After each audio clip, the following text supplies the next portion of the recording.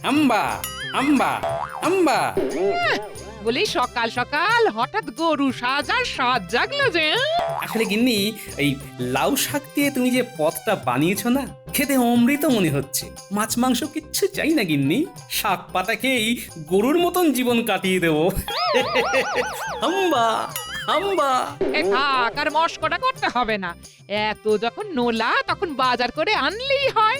একদিনও তো দেখলাম না ভালো মন্দ আনতে বাজার থেকে, আর ওদিকে সবাই একের পর এক ভালো খাবার খেয়েই যাচ্ছে। তোমার তুলনা শুধু তুমিই গিন্নি। তুলনা না করে করবোটা কি?